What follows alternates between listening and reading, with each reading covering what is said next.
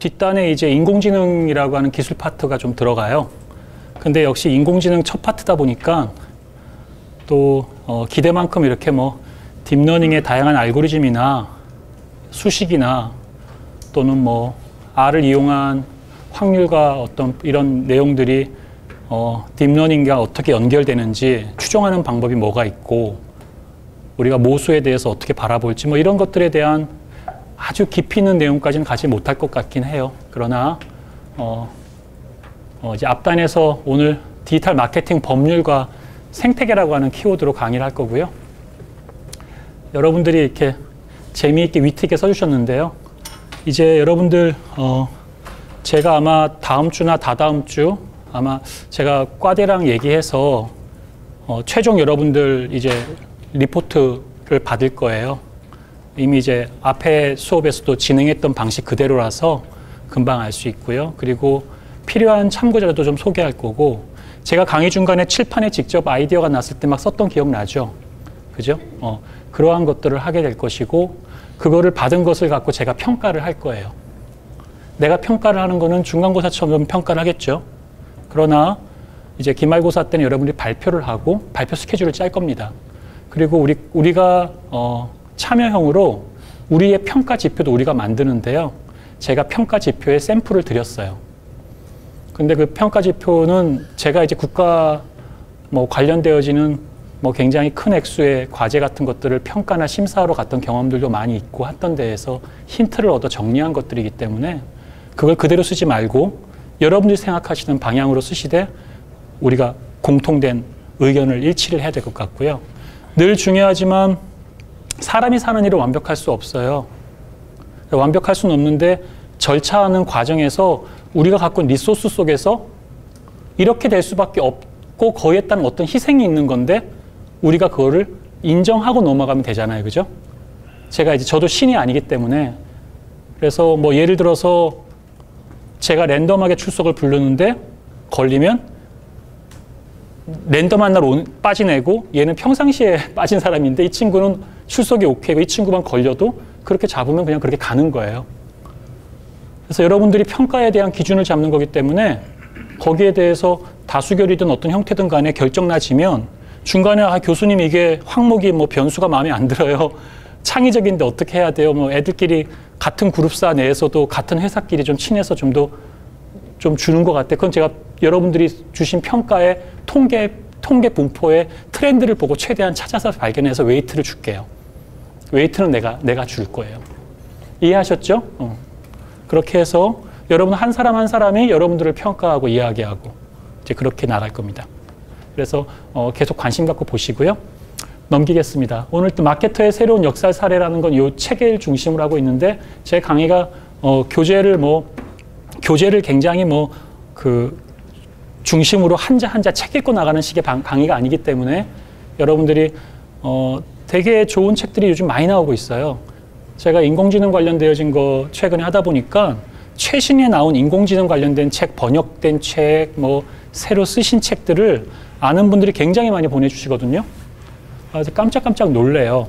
그래서 그런 책들을 좀 계속 보면 좋겠다라고 생각하고요. 그 다음 넘길게요. 자, 여러분들 생각이니까 조금 시간 가지고 보겠습니다. 한번 볼게요.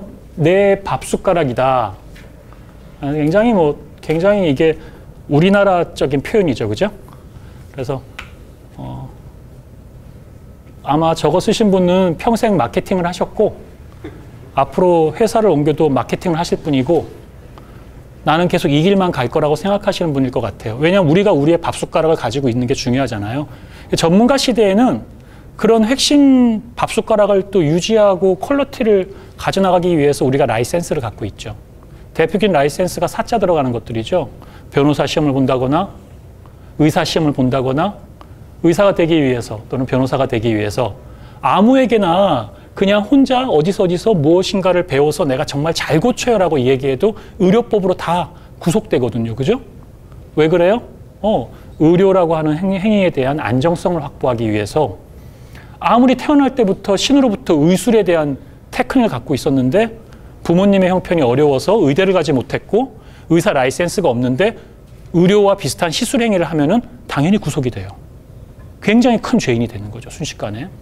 그러나 우리 사회는 그러한 것들로 전문가 그룹을 양성해 왔죠. 두 번째가 또 뭐가 있을까요? 여러분들이 지금 저랑 같이 수업을 듣고 있는데 수업이 마음에 안 들어도 여러분 뭐가 남아요? 맨 뒤에 학생이 여쭤볼게요. 수업이 마음에 안 들어요. 근데 이제 교수님 한 번 수업하고 지나가고 이번 학기에 여러분 3과목 듣죠? 그 중에 한 과목이니까 33.3% 망했어요. 자, 그래도 뭐가 남아요? 학점이 남죠. 여러분들 솔직히 말씀드려서 학점이 남고 학위가 남잖아요. 그죠? 어쩌면 여러분들이 이 수업의 컨텐츠나 내용보다 훨씬 더 좋은 컨텐츠와 내용이 강호에 많고 저도 지금 유튜브를 틀어놓고 자요. 공부하기가 너무너무 싫어가지고 어제는 뭐 이렇게 틀다 보니까 지가 광고 나오다가 뭐 이렇게 뭐 또 다른 거 나와서 이렇게 들어봤는데 되게 재밌더라고요. 저 사람 되게 강호의 고수다. 라는 생각을 했어요. 말씀하시는 내용을 들어보니까 콘텐츠가 깊이가 있더라고요. 내가 만난 어지간한 대학교에 계신 명문대학교에 계신 선생님들 못지 않다. 그 이상인 것 같다라는 생각이 순간 들었지만 그분들은 그 수업을 우리가 아무리 많이 들어도 우리에게 뭐가 없어요? 석사학위, 박사학위라는 라이센스가 생길 수 있는 기회를 안 주잖아요. 그죠? 우리는 정규화된 교과 과목 속에서 어쩌보면 그러한 것들에 대한 기대를 하죠. 왜 기대를 해요? 석사와 박사가 있으면 우리가 언젠가 뭔가 해보고 싶을 때 좀 더 우린 자유로워질 수 있죠. 이 사회가 학사를 졸업하거나 석사를 졸업하거나 박사를 졸업한 사람들의 학력이 바뀌었기 때문에 너 어느 대학 나왔어라는 말은 이제 인권 침해적이니까 묻지 않아도 그래도 석사는 졸업했어? 박사는 졸업했어? 그러면 우리 회사의 연구원으로 뭘로 들어올 수 있는 기본 자격은 돼. 연봉은 뭘로부터 시작돼. 이런 얘기를 할 수 있잖아요. 그죠?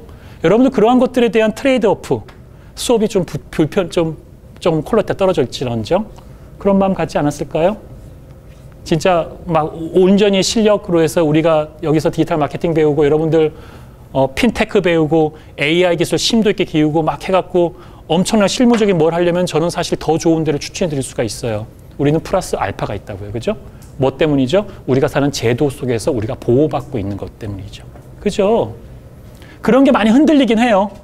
그러나 디지털 마케팅은 내 밥숟가락이다라고 이야기하신 분도 어쩌면 그렇게 전문가로서 자기가 자기 영역에서 디깅해서 우리 이제 막 열심히 파서 자기 캐리어를 만들어 가셨을 거고 자기가 그 캐리어에서 회사의 대표가 되건 기업의 임원이 되건 내가 연봉 얼마를 받는 사람이 되건 이 사회에 교육자가 되든 뭐가 되든 꿈을 갖고 갔을 거예요. 그죠? 그게 내 밥숟가락이죠. 그래서 세상에서 제일 듣기 싫은 말이 뭐예요? 너 밥숟가락 놓을래? 뭐 이런 말 하는 거죠. 너 죽을래? 이런 얘기죠. 그죠? 한국적 표현이에요. 내가 아까 얘기했잖아요. 한국적 표현이라고. 영어에서 이런 수고가 있나요? 내가 영어 잘 못해서 뭐 떠오르진 않지만 영어에서는 얼핏 이렇게 확 와닿지 않아요? 그지? 그리고 또 이런 것도 있죠? 사생활 침해를 하는 일상화된 우리 문화를 평해서 야, 그 사람 집에 밥숟가락, 숟가락, 젓가락 개수까지 알고 있다고. 그게 뭔 얘기예요? 꼼꼼하게 그 옆에 사람에 대해서 사실 인간으로서의 사랑이나 관심이나 뭐 흥미나 이런 건 전혀 없고 얘가 얼마나 밥을 자주 먹고 있는지 고기를 먹고 있는지 부부 생활은 잘하고 있는지 애들은 뭐 똑똑한지 멍청한지 공부를 잘하는지 이딴 거는 알고 있다는 거 아니겠어요? 그죠? 어느 학교를 나왔는지 뭐 이런 거. 그러나 우리가 그런 것들에 굉장히 실망하고 지쳐있지만 우리는 그런 사회에 살고 있죠. 그래서 디지털 마케팅은 내 밥숟가락인데 어쩌면 이 사람이 생각하는 디지털 마케팅, 기존의 마케팅 아날로그에 디지털이라고 하는 새로운 것들을 잘 융합시키는 것을 정말 굉장히 오랫동안 고민하지 못하면 그냥 내가 생각했던 기존의 마케팅만 가지고 내가 가겠다고 한다면 분명히 실족할 수 있는 가능성이 높고 뭐 10년 뒤, 20년 뒤에 다른 새로운 테크놀로지나 다른 새로운 도구의 툴을 이용해가지고 내가 해왔던 방식을 뛰어넘는 사람들이 등장할 수 있겠죠.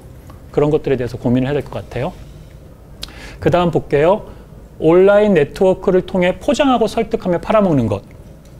굉장히 첫 표현은 온라인 네트워크는 굉장히 모던하고 뭔가 세련된 느낌을 주는데 포장하고 설득하고 팔아먹는 것. 굉장히 거칠게 뭔가 이렇게 필드에서 진짜로. 사실 그렇죠. 여러분들 우리가 왜 IT 혁신을 해야 되죠? 우리가 왜 IT 혁신을 해야 되죠? 맨 뒤에 분 여쭤볼게요. 왜 IT 혁신을 해야 되죠? 아름답게 살고 싶어서? 그죠? 어떻게 생각하세요? 왜 IT 혁신해야 돼요? 인구가 감소해서? 그죠? 결국은 우리가 IT 혁신을 해야 되고 온라인 네트워크를 해야 되는 이유가 뭐예요? 기득권을 유지하기 위해서예요. 우리 먹고 사는 숟가락 놓지 않으려고. 제가 너무 거칠게 얘기했어요? 솔직히 생각해 보세요. IT 기술을 이용해서 뭐 하겠다는 거야? 고객한테 물건 팔아먹고, 팔아먹다 써 있잖아요. 팔아먹고, 고객들이 자기가 만들지 못하는 물건을 내가 만들어주고, 내가 아까 이야기했던 거, 이렇게 약간 비꼬았잖아요. 우리 사회에 대해서.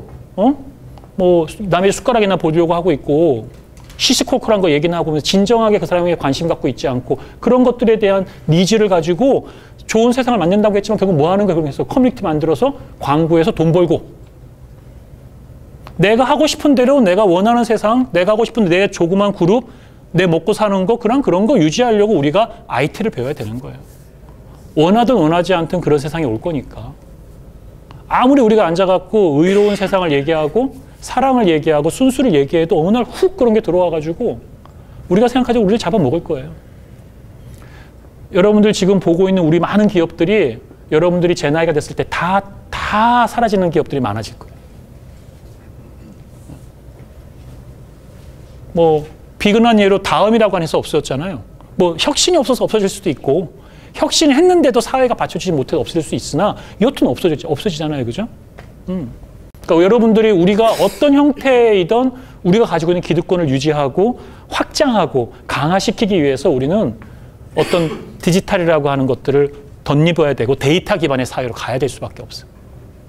데이터가 알려주는 게 상당히 개판이지만 지금 되게 개판이 많아요. 많이 갖고 있다고 우리가 알지는 않거든요. 자, 이런 의견이 줬어요. 그래서 제가 그렇게 생각해봤어요. 그 다음에 디지털이 아닌 마케팅이 과연 있을까? 우리 학생들 중에 누군가 이 말을 한 거예요. 근데 솔직히 말해서 여전히 우리 삶 속에 마케팅은 상당히 많은 부분 아날로그적이지 않아요? 뭐 5개 광고, 이게 디지털 광고, 디지털 사이니지로 많이 하고 있어요? 5개 광고 거의 아날로그적이지 않아요?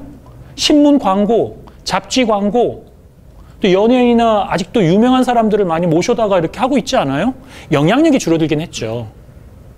그죠? 지금 인간 사회의 모든 고민의 해결책 그 자체가 디지털. 굉장히 뭐 철학적으로 어떤 학생인지 모르겠지만 필체를 봤을 땐 좀 자유로워 보이는 느낌이 있죠. 필체가 좀 흘린 느낌으로. 저에게 그냥 뭐 저 전문가 아니에요. 그냥 이거 장난삼아 얘기하는 거예요. 뭐 이런 것들을 이미지를 찍어서 이미지를 쓸 때 이렇게 흘려갔다든지 기울임이라든지 이 연결에 이어지는 것들에 대한 유연함이라든지 뭐 그런 것들을 변수화시킬 수 있다면 글씨를 쓴 사람들에 대한 성격에 대해서도 AI가 대충 어떻다라고 이야기할 수 있겠죠. 지금까지의 대부분 AI는 이 글 자체가 무슨 의미야라는 것만 생각하는 연구에 우리가 집중하고 있잖아요. 그죠? 거기가 한계예요. 그래서 얘를 가지고 딕테이션 할 수 없잖아요. 그대로. 왜? 이건 그냥 아날로그 사진이니까. 하소고 아무 의미가 없잖아. 얘를 디지털로 전사시켜야 되겠죠? 그잖아요. 디지털을 넣은 다음에 얘를 읽고 이미지를 재해석해서 얘를 자동으로 디지털로 바꿔주는 것까지가 이미지 프로세싱을 기반으로 한 문자 인식, OCR 같은 걸 그렇게 하잖아요. 제가 얘기하는 용어들 뭐 제가 약간 기억력이 떨어져서 뭐 틀릴 경우는 있지만 거의 다 맞을 거예요. 검색해봐서 좀 추가해보세요. 그러면은 이제 우리가 그걸 할 수는 없잖아. 이건 라이브러리도 있고 많으니까. 한글에 대한 문양이나 모양을 보고 이미지를 인식해가지고 이런 걸 그냥 디지털로 분명히 되어져서 인쇄해서 나왔을 텐데 디지털 원본이 없어서 이걸 찍었어. 찍었는데 이게 오렌지라고 하는 것과 메이커가 뭔지에 대해서 문양을 보고 재해석해서 판독해서 AI가 읽을 수는 있잖아요. 그건 이해하잖아. 그런 기술은 많은데 그 기술 갖고 우리가 계속 할 거냐고. 그거 보고 놀랄 거냐고. 그럼 우리가 여기서 뭐하러 공부해요? 즉 그냥 살면 되잖아. 넥스트가 뭐예요? 그러면 이런 거 말고 사람이 그냥 이렇게 흘겨 쓴 것들을 통해서 그 사람의 감정 상태나 그 사람이 자유로운 사람인지 아닌지 러프하게 들어가진다면 또 넥스트로 좀 더 추가적인 인공지능이 좀 더 높아진단 말이에요. 내가 왜 자꾸 이런 얘기를 드리냐면 이러한 것들 하나 자체가 큰 돈이 되지 않고 하나 자체가 큰 의미가 없어요. 제가 이게 데이터를 만져보니까. 그런데 이것이 어떨 때 효과가 있냐면 얘를 가지고 막 딕테이션하고 막 이렇게 넘길 때 이걸 정확도를 높이려고 할 때 이 털자 이런 것들 찾기 힘들거든요. 근데 이걸 인식해갖고 딱 올리려고 할 때 이 필체 전체가 주는 뉘앙스가 자유롭다라고 하는 어떤 자유도 뭐 그런 의미의 자유는 아니겠지만 뭐 그런 자유롭다고 하는 것이 얘의 정확도가 90%에서 100% 사이로 올라갈 때 굉장히 큰 인사이트를 줘요. 그냥 해왔던 방식으로 얘를 가지고 그냥 그대로 디지털로 바꾸는 AI를 쓰겠다. 이미지 찍은 거를 픽셀을 패턴을 봐 찍겠다 하잖아요. 그거 데리고 올 때 뭐 여러 가지 뭐 펑션을 이용해 갖고 조금 더 뭐 쓸데없는 노이즈를 빼버리고 어떻게 한다고 치는 것 방법들로 95%의 정확도에서 100%를 올리는 것보다 내가 얘기했던 이런 필체의 느낌이나 이런 다른 것들에 대한 어프로치를 통해서 5% 올리는 게 훨씬 더 빠르다고요. 결합되어졌을 때. 그래서 이런 기술들이 하나의 기술, 옆의 기술들을 잘 엮어갔을 때 묶음 기술, 번들 오브 테크놀로지, 번들 오브 테크놀로지, 묶음 기술을 이용해서 시너지가 나오거든요. 그런 것들에 대한 것도 잊지 않았으면 좋겠고요. 하여튼 이분은 인간 사회의 모든 고민과 해결책이 디지털이라고 보셨어요. 네, 사실 뭐 맞는 얘기죠. 어떻게가 사실 좀 궁금해요. 그래서 이분이 만약에 자기 발표를 하게 된다면 회사나 이런 데서 자기가 느꼈던 그 고민이 뭔지, 그 고민을 해결하기 위해서 데이터 흐름도는 어떻게 가야 되고, 그것을 뒷받침하기 위해서는 서버가 몇 대 있어야 되고, 네트워크 구성은 어떻게 갈 거고, 왜 클라우드로 가는 건지, 그냥 클라이언트 서버 구조로 갈 건지, 아니면 왜 병렬 처리를 이건 해야 되는 거고, 병렬 처리할 필요가 없는 건지, 아니면 알고리즘 쪽으로 어떠한 형태에서 분기가 되어져서 의사결정이 왜 떨어지는 건지, 그 의사결정이 떨어지는 것에 대한 수식은 수학을 모르니까 못 찾아도 돼요. 그러나 그런 모양이 있다는 것 말고 고민을 가지면 그 다음 넥스트 스텝으로 저 같은 전문가나 누가 그런 최적화된 알고리즘이나 모델링을 해드릴 수 있는 거니까 자기가 얻고자 하는 서비스의 핵심이 뭔지에 대한 문제인식을 정확히 가져야 되겠죠. 그런 거 한번 해보세요. 구체적으로. 누군지 모르겠지만 그 다음에 데이터를 기반으로 고객의 니즈에 대해서 아는 거. 고객 니즈. 고객 니즈가 어떤 게 있어요? 여기 저쪽 뒤에 여쭤볼게요. 어떤 게 니즈가 있어요? 본인이 업무하는데 사람들의 니즈?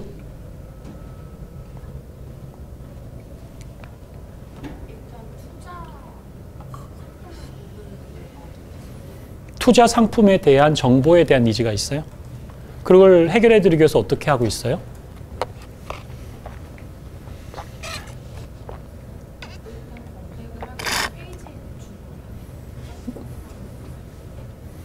검색 후 페이지 노출. 온라인으로 보여주는 거겠군요. 뭐 그런 거는 챗봇을 이용해서도 앞으로도 할 수 있는 가능성이 크겠네요. 근데 챗봇을 이용했을 때 본인이 했을 때보다 훨씬 더 챗봇이 잘할 수 없을 것이다. 내가 하는 게 다르다라는 부분이 있어요? 아니, 페이지 찾는 거는 챗봇에서 잘할 수도 있을 것 같은데. 아이, 그래도 전문가신데 그래도 인간이 훨씬 더 뛰어날 수 있는 부분에 대해서 뭐 생각한 건 없어요? 본인이 하는 어떤 특정한 그 도메인에서의 페이지를 찾는 노하우가 있다면 그 노하우를 기계에게 학습시킬 수 있는 것들, 그런 것들이 있으세요? 나만이 빨리 찾는 방법들, 투자에 대한. 전 제 일이 아니기 때문에 사실 제가 던진 질문이 옳은지도 모르겠어요. 그러나 여쭤보는 거예요, 바로. 왜냐하면 제가 선생님이랑 같이 챗봇을 개발하려면 선생님 같은 분을 앞에 앉혀놓고 당신 찾는데 노하우가 뭐냐고, 기본적으로 찾는 노하우는 제가 빼오겠죠? 예.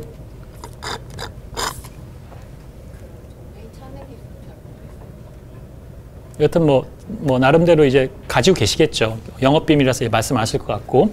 그 옆에 니즈 어떤 게 있을 것 같아요?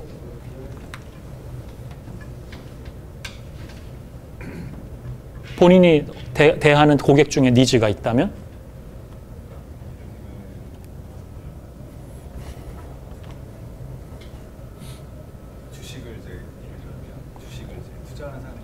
주식을 투자하는 사람 중에 삼성전자 같은 대형주 선호하는 고객이 있고, 반면에 중소형 변동성이 큰 중소형을 선호하는 그룹이 있고, 예. 그거를 니즈를 알려면 과거에 그 사람이 주문했던 과거 주문 데이터를 갖고 선호하는 그런 종목군들을 설정할 수 있어요. 아, 그렇게 해서 할 수 있다는 거죠. 그래서 말씀하신 대로 이분은 그룹핑을 하는 거죠. 그룹핑의 방법들은 K-민 값을 이용한 그룹핑 등의 여러 가지 방법들이 있어요. K 값을 둬서 이 거리에 대한 지수를 잡아가지고 거리를 통해서 그 클러스터링을 잡아주는 방법이 있는데 아마 그런 기초적인 방법 말고 여러 가지 쓰시겠죠. 여러분들이랑 강의를 하게 되면 그런 기초적인 방법들에 대한 개론들을 아마 할 시간 있으면 하게 되는 거고요. 그래서 클러스터링 하는 기법을 쓰는데 주식을 투자할 때 삼성전자와 같은 대형주를 선호하고는 안정성을 투자하는 사람이 있고 중소형 점수는 변동성이 커서 좀 크게 벌거나 작게 버는 사람들이 있는데 그런 것들은 어떤 데이터를 기반으로 그 사람들이 투자했었던 것에 대한 데이터 히스토리를 기반으로 해서 약간 그건 빈도에 가까울 수 있겠어요. 그죠? 얼핏 봤을 때. 기반으로 해서 그들을 내가 클러스터링하고 그래서 그분들에게 표적화된 타겟팅의 대상으로 해서 내가 필요한 정보나 마케팅을 줘서 투자하도록 유도한다. 라는 의미로 제가 해석했어요. 어때요? 맞나요? 대충? 네. 그러면 이제 지금 현재 하고 있는 일이고 앞으로는 그러면 좀 더 인공지능이 나오고 빅데이터가 나오고 뭐가 나온다면 그 사람들에 대한 타겟을 세그멘트를 좀 더 세분화시킬 수 있는 방법이 없을까요? 또는 그 사람들의 비헤이비를 좀 더 추적하는 것들은 없을까요? 기존의 빈도가 아닌 회사에서 하는 프로세스 이런 데 어떤 게 있을까요? 라는 게 특별히 영업적인 부분의 비밀이 아닌 부분에서 우리 학생들이랑 얘기해서 공유하고 싶은 게 있으면 이야기할 수 있겠죠. 뭐 예를 들어서 그냥 간단하게 워치라도 하나 찾게 되면 이 정보랑 같이 결합하면 어떨까요? 이 정보를 구하기 위해서는 뭐 우리 투자자 중에서 일정액 이수 이상 된 사람들은 이게 새로 나온 워치를 그냥 공짜로 줄 수도 있는 거잖아요. 동의를 구하고 개인정보를 얻겠다고 하고 투자 외에는 쓰지 않겠다고 하고 아예 이게 제가 말한 아이디어가 현행법에 어긋날 수도 있잖아요. 데이터 문제니까. 그런 건 우리 생각하지 말고 하자고 오늘은. 그래? 늘 강조하죠. 오케이. 넘어가겠습니다. 이렇게 좋은 아이디어를 주셨어요. 여러분들이. 그래서 그런 좋은 아이디어에 대해서 감사하게 생각하고 제가 이제 이렇게 하나하나 물고 들어가면 되게 좋은데 여러분들이 아마 이제 여기서 저거를 자기가 쓴 사람이 있거든요. 쓴 사람은 굉장히 지금 순간 강의에 대한 몰입도가 어떻겠어요? 못 듣는 척하고 안 듣는 척해도 어때요? 되게 집중한다고요. 그죠? 그러면서 이제 제 강의가 부족해도 좀 더 관심을 가지고 한 발 더 들어오시게 되고 아, 저 교수는 내가 생각했던 의도를 잘못 읽었네 하면서 서로 키득키득거리기도 하고 그럴 수 있는 거죠. 그죠? 그래서 우리가 이 모든 것들도 고객과의 접점이 넓어지는 거예요. 저에게 고객은 여러분들이시고 포켓몬인데요. 이게 위치 기반이죠. 그래서 생각해 봤어요. 오늘 제가 아침에 강의 교환을 좀 업데이트 하려고 보다가 저한테 메일이 왔더라고요. 제가 이제 뭐 한국에 온 지가 얼마 안 돼가지고 시차 때문에 막 새벽 한 5시 막 4시에 일어나갖고 막 집안 청소하고 있고 막 설거지하고 있고 막 이래요. 그러니 하다가 이제 눈이 뭐 오늘 강의 좀 업데이트 해야 됐더니 코바르온이라고 하는 이런 배틀이 왔다는 거예요. 그래서 생각해 봤죠. 이런 위치 기반 게임이 여러분들 지금 이거 아무도 안 한다고 하지만 아무도 안 해도요. 어마어마하게 수익을 내고 있는 기업이에요. 분명히 수익을 내고 있는 기업이에요. 여러분들 우리가 아무도 안 하고 있다고 하니 포켓몬이라고 해도 이 하나 게임도 우리가 지금 만들 수 있는 능력이 안 돼요. 이 정도로 키우기도 쉽지 않아요. 자, 하여튼 이 기업이 왜 이런 게 나오는데 우리나라는 신화와 전설이 없어요? 우리나라는 신화와 전설이 재미난 게 없어요? 그 기술이 훌륭하긴 하지만 위치를 잡아갖고 처음 먼저 했긴 했지만 위치 잡아가지고 잡는 거잖아요. 우리의 문화적 배경 속에서는 우리가 할머니가 우리들한테 뭐 호랑이가 잡아간다부터 시작해서 우리 뭐 선녀와 나무꾼도 있고 우리의 전설과 우리의 그 4,000년 역사라고 하는 역사가 있는데 우리 속에서는 노르딕의 토르 같은 그런 신이나 그런 얘기가 없냐고요. 그걸 우리 거를 우리가 얘기하면 촌스러워지는 거예요? 그런 의문을 가지고 있는 사람 중에 인문학자가 여기에 앉아서 인문학에 대해서 민속학에 대해서 공부한 사람이 앉아서 이런 게임이 위치 기반으로 GPS로 갖고 왜 움직이는지 설명을 듣고 기존의 위치 기반으로 게임이었던 폴스퀘어가 있고 아이민이라는 게 왜 KT가 했던 아이민이 왜 망했는지 설명을 듣고 GPS 기술은 공용화돼서 누구나 땡겨올 수 있는 거고 대한민국의 네이버나 다음과 얘기해서 그 지도를 가지고 오든지 아니면 글로벌하게 하게 다른 지도를 갖고 지도도 많아요. 맵스라고 하는 지도도 있고 맵스라고 하는 지도도 있고요. 구글 지도도 있고 야후 지도도 있어요. 그럼 그 마케터인 때 어떻게 이메일로 지도를 가지고서 API를 엎을지 그 위에 핀은 어떻게 잡을지 체육관이 아닌 다른 형태의 우리는 우물을 둬야 되나요? 우물에 신이 나오니까 뭘 하면 좋을까요? 왜 우리는 그런 게 없었을까? 뭐 그런 고민을 한번 해봤어요. 넘겨볼게요. 그런데 이게 더 무서운 게 우리 시대에 지금 현재 성공하고 있는 서비스가 중요하지 않아요. 그 서비스가 뭘로 먹고 살고 있다 중요하지 않아요. 그 서비스가 지가 먹고 있던 주력이 아닌 데에서 그 다음에 엄청난 수익을 내는 게 문제예요. 그 데이터를 가지고. 그냥 제가 옛날 촌수론 얘기해 볼게요. 스마트폰이 있어요. 스마트폰 나오면 디지털 카메라 결합했잖아요. 사실 스마트폰에 카메라가 들어가기 전까지만 해도 사실 30만 원, 20만 원 저가형 카메라가 되게 예쁜 게 많았어요. 그거 하나 들고 다니면서 폼나게 찍고 이게 해서 노트북에 연결해서 다운받고 이런 거 많이 했다고요. 지금 그거 하나도 없잖아요. 근데 야 뭐 하드웨어적으로 야 뭐 음성이나 똑바로 듣는 거에 퀄리티나 집중해야지 무슨 뭐 카메라 찍고 뭐 이게 무슨 뭐 그런 엔터테인먼트야 라고 하는 생각을 그 판을 깨니까 그죠? 그 판을 깨기가 어렵지만 한번 깨니까 아이폰은 그렇죠. 지금 뭐 자동차는 그렇지 않아요? 지금 테슬라가 움직이고 있고 자율주행차를 안 하는 데가 어디 있어요? 전기차를 안 하는 데가 어디 있어요? 이게 전장 제품이죠. 교육은 안 그럴 것 같아요. 지금도 제가 동영상을 찍고 있지만 앞으로의 교육은 어떻게 될까요? 우리가 계속 우리가 살고 있는 시대에 불만을 갖고 있는데 불만을 해결할 수 있는 기술들이 도처에 많아요. 이제 그 불만을 혼자 삭히지 말고 그 불만을 공감하는 사람들이랑 같이 앉아서 그 비즈니스에 대한 워크플로우, 도메인에 대해서 내가 여러분께 계속 던지잖아요. 너가 하는 도메인의 문제인식이 뭐냐? 너가 다른 업무의 고객이 뭐고 그걸 네가 섬세하게 쪼개낼 수 있는 걸 보여줄 수 있느냐? 그 하나의 유닛 같은 프로세스에서 경로를 단축하거나 프로퍼티나 특징을 잡아가지고 거기에서 나오는 변수가 뭐냐? 거기 밸류가 뭐냐? 그거를 우리가 컴퓨터로 할 수 있는 방법이 있겠느냐? 그래 내가 코딩하니까 해볼게. 아니면 그런 것들을 설명하고 만들 수 있는 사람을 뽑으면 되는 거예요. 우리가 그 확신이 없는 거죠. 그래서 최근엔 DSLR과 폰카만 살아남아 있죠. 이어폰이나 이렇게 뭐 우리가 고급 스피커는 어때요? 마찬가지죠. 그렇죠? SNS 기반의 페이스북은 지금 이제 많이 예전 같지는 않지만 그래도 페이스북이 일촌이라든지 친구였던 사이버월드보다 훨씬 더 갑자기 성장을 하고 마이스페이스와 경쟁도 했었고 그죠? 다 알잖아요. 플레이스북에 대해서 지금 위치 기반의 동영상이니 뭐니 외부 것들 다 갖다가 공유하고 가짜뉴스의 온상이라고 이야기해도 그렇죠. 우버그랩 리프트는 어떻습니까? 싱가포르의 그랩 같은 거? 맞나요? 리프트, 우버 북미에? 그거 말고 더 있어요. 얘들이 정말 차량 공유만 해요? 얘들이 자율주행을 하고 무료 운송을 하고 우리는 배달의 민족이 있으니까 버티고 있겠죠. 그 배달의 민족이 우버와 그랩이 배달을 지금 하고 있는데 그거를 넘어서서 글로벌 경쟁할 수 있을 것 같아요? 쉽게? 그냥 우리 인구가 줄어들고 있는 이 작은 시장에서 그냥 머물다가 한 10년, 20년 먹고 살 수 있을지 몰라요.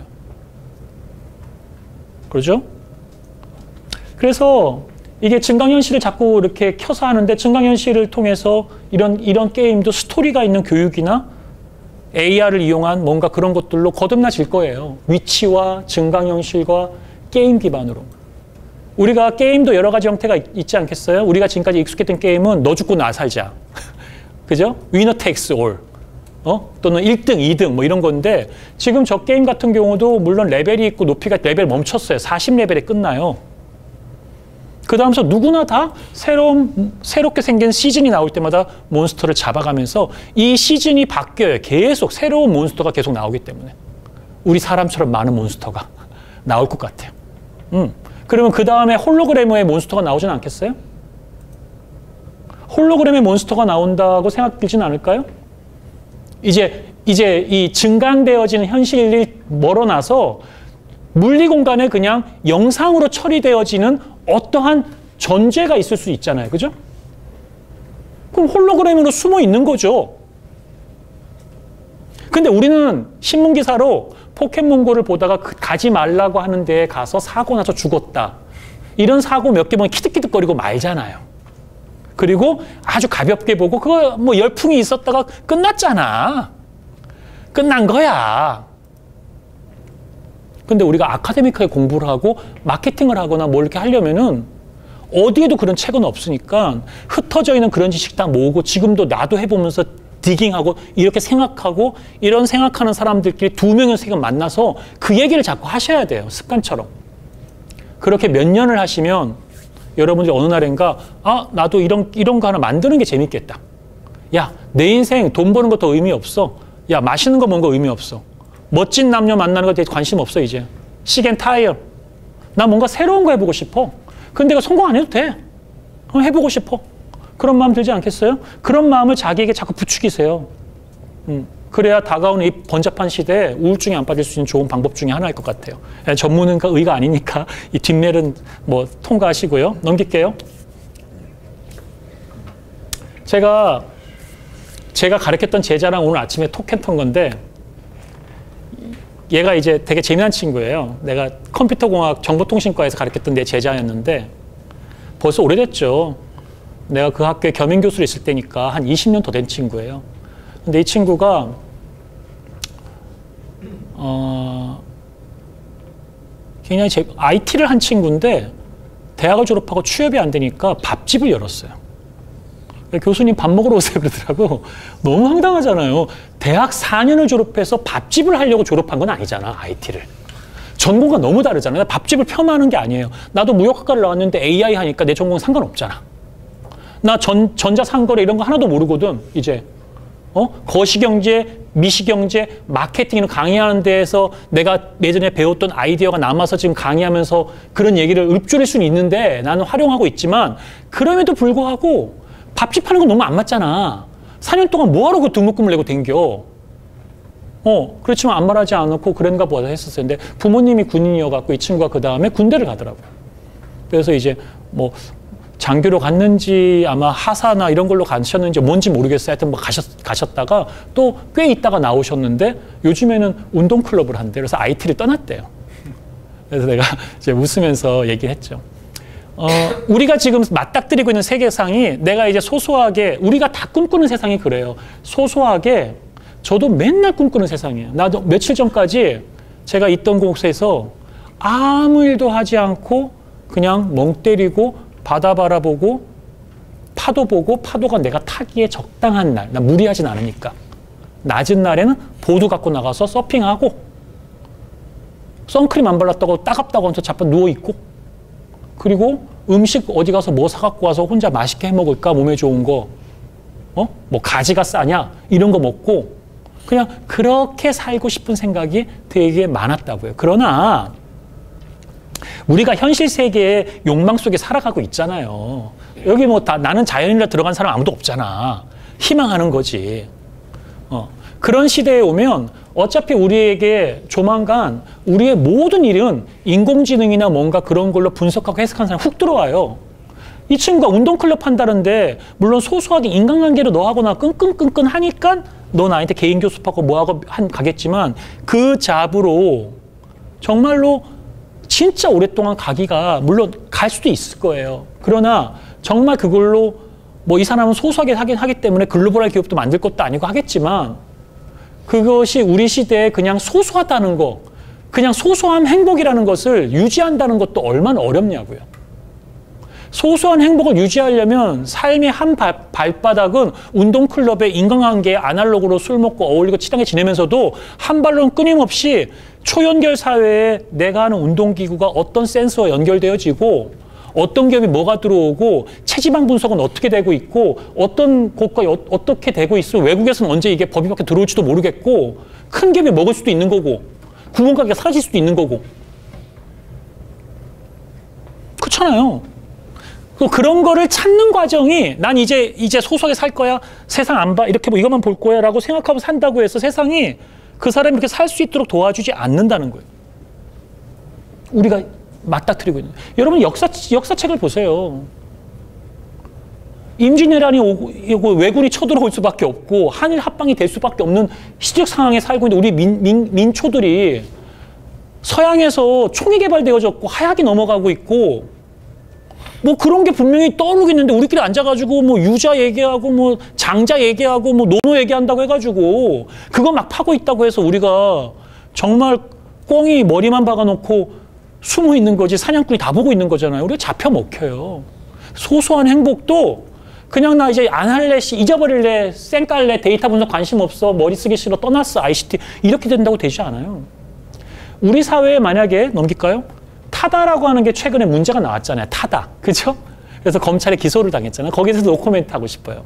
그런데 생각해 봅시다. 검찰 입장에서는요. 법을 어겼으니까 자기 할 일을 했어요. 법을 해석해서 아니 택시 라이센스를 줬는데 그런 거고 타다 입장에서는 새로운 플랫폼과 혁신이 나와서 고객에게 좋은 서비스를 주려고 하는 거고 고객들도 좋아요. 그게 나쁘지 않아요. 택시를 하시는 선생님 입장에서는 뭐 여러 가지 세상에서 뭐라 해도 그 작은 월급으로 애들 먹여 살렸고 뭐 했고 뭐 하고 살아가려고 하던 거예요. 그 어느 누구도 사람들 사이에서 세상의 법이나 뭐에 대해서 욕을 하고 있지만 이 IT 기술이 우리에게 어떤 영향을 미치고 있고 어떤 미래를 전개할 것이고 가만히 있으면 한 10년은 쇄국 정책 했던 것처럼 대형군처럼 막을 수 있어도 10년 뒤에는 우버가 반드시 들어올 것이다. 어떤 형태로든. 지금 대한민국에 우버가 안 들어왔으니까 뭐 오케이? 우리 모두가 방관자인 거예요. 그 현실에 대해서. 여러분들 관심 없잖아요. 내가 먹고 사는데 상관없으니까. 저도 타다 한번 이용해봤고 그 다음에 카카오 택시도 이용해보고 그래요. 왜냐면 카카오 택시 불렀다가 안 오면 타다 부르거든요. 그리고 친구들 많을 땐 타다가 편하더라고. 차가 좀 큰 게 많아서. 그러면서 재밌게 봐요. 저는 또 미국에서는 리프트 운전기사로 한 달 동안 제가 직접 일을 해봤어요. 한 달 동안.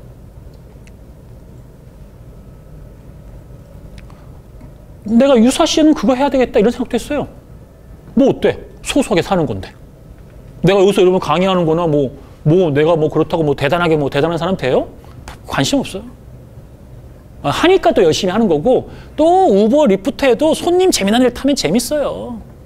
운전하는 즐거움도 공기 좋은 데서 운전하면. 자, 다시 말씀드릴게요. 그러한 세상이 우리에게 막 오는데 우리가 막을 수 없어요. 근데 중요한 게 각자의 전문가들이 각 영역에서 자기 것만 본 사람들은 다 있어요. 우리 사회에. 그러나 그 기술로 그게 연결되어지고 새로운 부가를 일으키는 융합형 사람이 있어요? 그게 있었다고 택시 하시는 분들이 AI나 IT를 좀 공부하세요. 선생님들이 뭐가 부족해서 운전하시면서 라디오만 듣지 마시고 정치평론 듣지 마시고 케이블 방송 그만 보시고 KBS, MBC 뉴스 뭐하러 맨날 봅니까? 동영상 유튜브에 있는 AI 트렌드, 우버, 리프트에 대한 기술 얘기 들으세요. 공유경제라는 데가 어떻게 되는지 그런 거 좀 들으시고 많이 했었으면 그 정도까지는 안 되고 그 사람들은 들으면 안 되고 들으면 못 알아들 것 같아요? 절대 그렇지 않아요. 여러분들이 마치 학위를 줘서 IT에 좀 하려고 하고 내가 텐서플로우 배워라, 파이썬 배워라 우리 과제 통해가지고 지금 계속 관련된 도큐먼트 주고 있는데 피드백 아무도 안 오거든요. 읽은 사람 아무도 없어. 있겠지, 있는데 안 줬겠지, 부끄러우니까. 그런데 하여튼 간에. 우리도 안 하잖아. 귀찮잖아. 우리도 한 30살, 40살만 넘어가도 만사가 귀찮은데 뭐가 아쉬워. 월급 또박또박 나오겠다. 안 그래? 나도 그런데? 여러분도 안 그러겠어요? 나도 맨날 맛집만 먹고 댕겨. 뭐가 아쉬워. 그런데 그러한 사이에 우리 시대에 보이지 않게 그러한 것들이 남아온다는 사실을 꼭 잊지 마세요. 그래서 보면 전문가들은 되게 많아요. 검찰은 자기 역할 잘했어. 타다도 잘했어. 기자는데 왜 우리나라는 안 돌아가?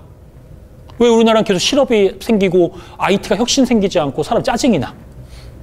그리고 왜 누군가가 운수업 하시는 어르신께서 왜 자살하시고? 그러니까 IT에 대한 이해도가 굉장히 많이 필요할 때인 것 같습니다. 오늘 제가 여기 경향신문에 나온 기사를 하나 읽었는데 약간 정치에 대한 이슈지만 우리 마케팅에도 도움이 될 것 같아요. 그 노엄 촘스키가 언어에 대한 지식에서 버트란트 러셀과 조지 오웰을 인용해서 플라톤 태제와 오웰 태제를 대비시켰다고 이야기를 하네요. 사실 제가 이 책 읽지 않아서 잘 모르겠습니다. 한번 읽어서 보세요. 저도 한번 읽어보겠습니다. 플라톤 태제는 러셀이 말한 세상과의 접촉이 짧고 개인적이고 제한됐음에도 불구하고 인간이 어떻게 이렇게 많은 지식을 알 수 있을까요? 다시 얘기하면 우리 인간이 굉장히 편협하고 지엽적이고 진짜 동굴에 있는 우화처럼 동굴 속에만 살고 있는데 이 사람이 앉아서 상상을 하고 책을 읽고 해서 감옥에 있는데 똑똑해진 사람이 있잖아. 모 정치인을 감옥에 가두어 놨더니 책만 읽었어. 저 사실은 글감옥이라고 하는 게 있잖아요. 나란 사람이 아마 인생이 좀 이렇게 지금 되게 AI 때문에 너무너무 바쁜데 저 개인적으로 제가 AI 때문에 너무 바빠서 소소한 가족과의 삶도 못 살고 있고 내가 원하는 삶은 사실 많이 또 동떨어졌어요. 근데 그렇다고 내가 AI를 공부를 열심히 하느냐? 아니에요. 제 나이가 벌써 이제 한 50에 가까우니까 제가 하는 짓이 뭐냐면 그냥 돈 관리, 투명하게 돈 관리, 전문가 뽑고 튜닝하는 거 이런 썰밖에 안 해요. 내가 옛날 때 경진대회 나갈 때 미쳐가지고 프로그램 짠다고 짜고 데이터 보고 공유하고 뭐 이런 거 얘기하고 할 때 내가 없고 그 기술도 이제 벌써 몇 년 사이에 지나가 버렸고 이제 파이썬 가르치라고 하면 혹시 잘하는 애가 질문하면 이거 막힐 것 같은데 이런 걱정도 생기고 이제 파이썬이나 누가 뭐 텐서플로 강의 막히면 야 그거 안 한다고 강의 교환 만들기 힘들다고 거절할 거예요. 그렇게 되죠. 응? 근데 우리가 계속 이렇게 이런 형의 사람들이 어떻게 그렇게 감옥에 들어가면 좋을까? 그러니까 저도 감옥에 들어가면은 공부를 많이 하고 좀 더 행복해질지 몰라요. 아는 즐거움이 있잖아. 세상 살아가는 데 있어. 안다는 즐거움. 그죠? 그래서 이 사람은 그렇게 봤는데 오웰 태제는 이렇게 많은 자료를 갖고 있음에도 불구하고 어찌하면 인간은 이다지도 조금밖에 알 수 없는가? 이게 빅데이터잖아. 내가 빅데이터 그냥 과학적인 것 같은데 빅데이터 뭐 이렇게 자그마한 한 3, 4천만 원짜리 빅데이터 광고 홍보용 과제 받으면 어떻게 하는지 알아요? 10억짜리 빅데이터 분석하는 서버인데 가갖고 뺑이 쳐가지고 뭐 10만 건, 100만 건 트윗이니 뭐니 분석해갖고 비주얼라이징 시키면서 마사지하고 보고 그냥 그 숫자만 보여주고 사실 그게 의미한 바가 뭔지도 잘 모르겠고 나도 뭐 썰은 풀어주죠. 그럴듯하게 이런 멋진 말을 쓰지만 구체적으로 사회에 영향을 미친다거나 도움을 준다 의사결정에 결정적인 타가 되지도 못해. 여러 변수 중에 하나야. 그죠? 그렇잖아. 우리 데이터 되게 많은데도 이거밖에 모르잖아. 이제 그런 것들에 대해서 보는데 여기서는 인간 이성의 가능성이었고 밑에는 전체주의 사회의 인간 이성에 대한 조작의 가능성. 거기에 대한 의견이었대요. 이건 이제 이 사람이 이렇게 해석했겠죠. 여튼 지금은 데이터 시대인데 데이터가 돈이죠. 그 빅데이터 데이터가 많죠. 그래서 저 같은 경우도 소수점 이게 한 자리죠. 소수점 6째짜리까지를 놓고 경진대회를 나가서 경쟁을 했기 때문에 정확도를 놓고 몇만 건에 대한 문제에 대해서 한 문제만 틀어도 소수점 5째짜리, 3째짜리에서 바뀌어요. 등수가. 그러면서 그게 주는 정확도가 굉장히 높은 것 같고 하면서도 여전히 우리 사회를 반영하는 것은 또 쉽지가 않다. 왜 그래요?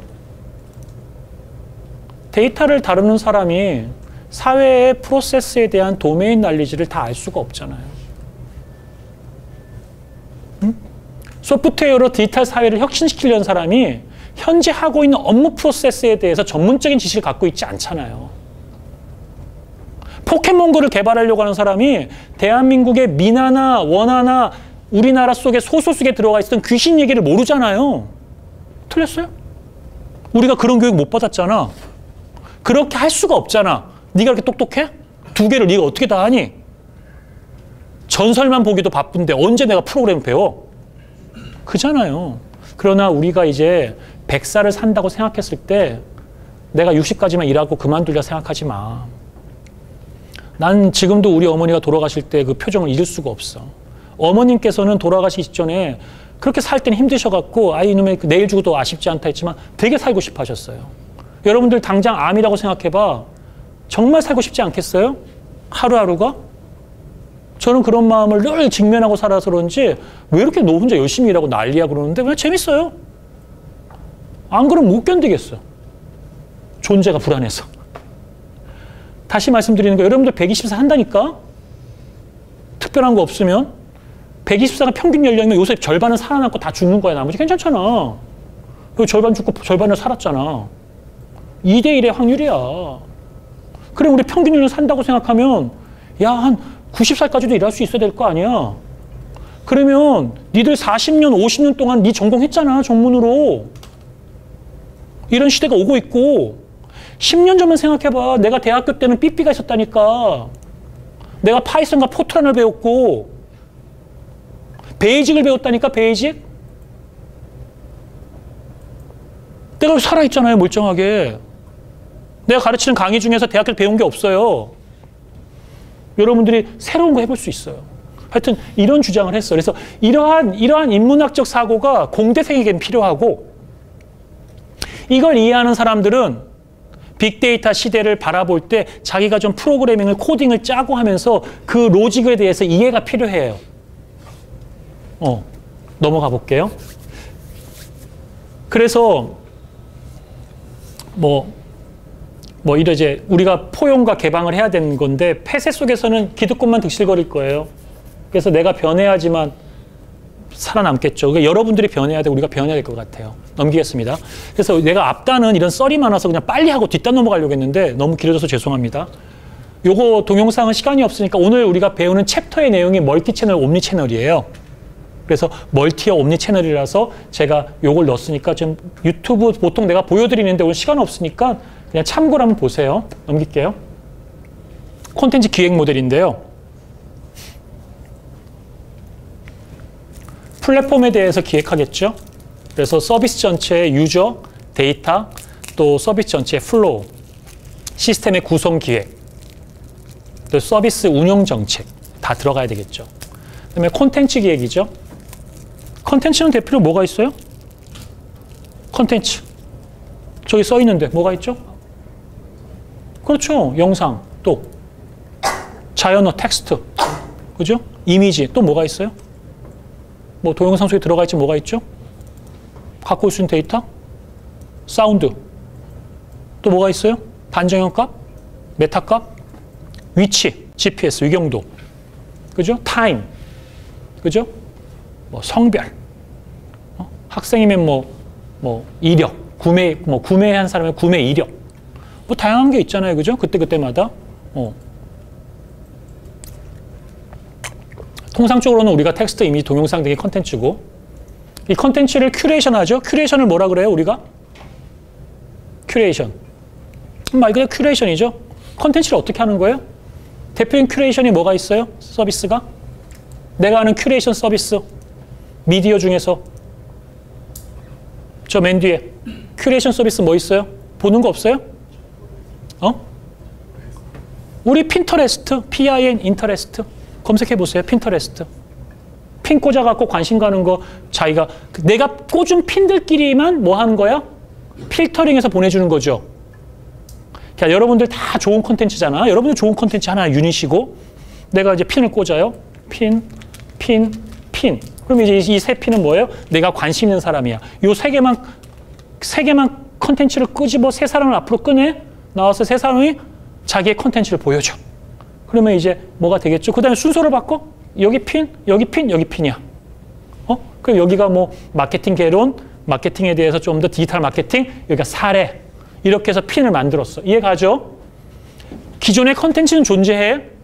그 존재하는 컨텐츠를 다르게 배치하거나 다르게 구성을 해서 컨텐츠를 소비를 좀 더 다양한 사람의 소구점에 맞도록 해주는 것이 큐레이션이죠. 큐레이션 서비스가 많아요. 검색해 보세요. 큐레이션 서비스.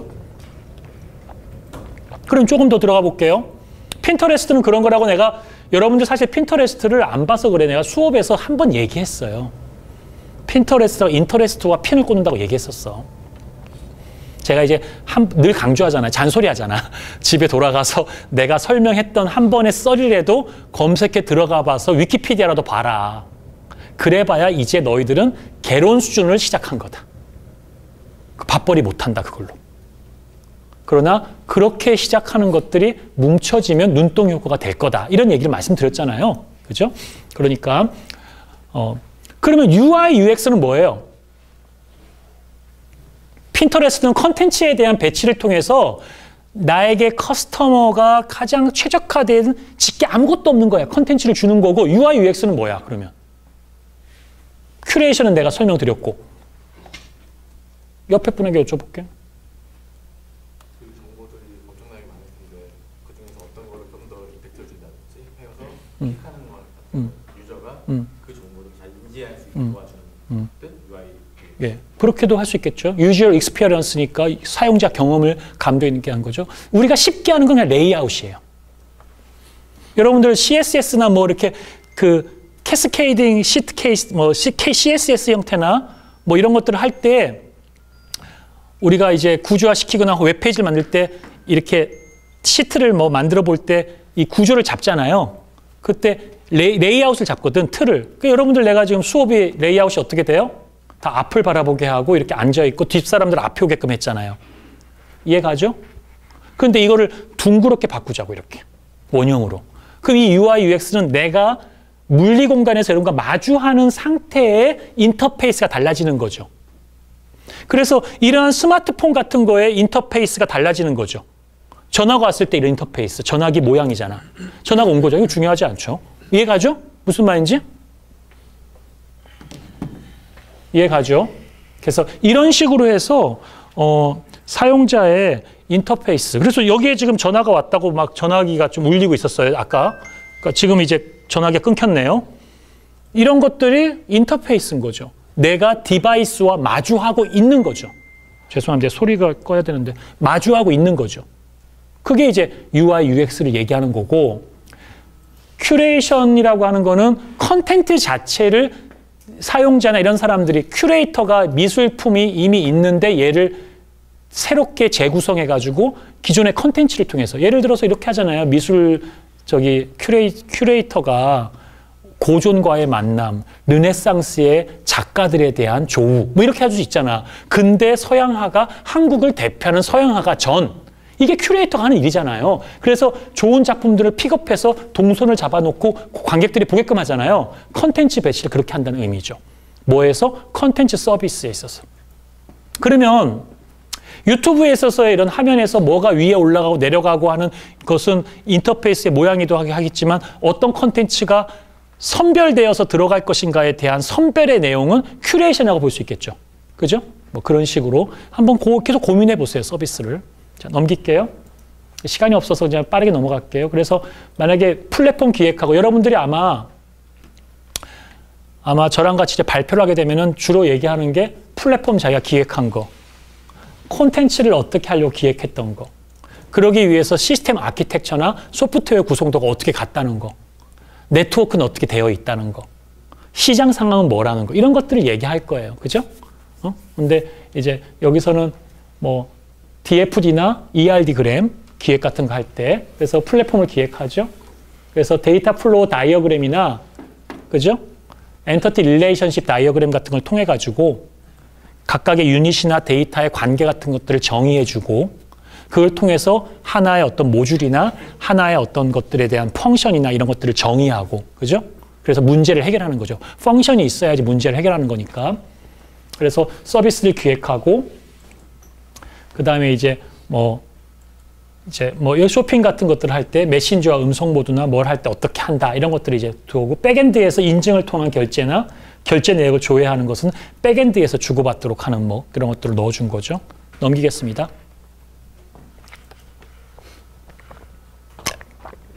넘길게요. 네, 빠르게 하려고요. 오늘 좀 빨리 끝낼까 해요.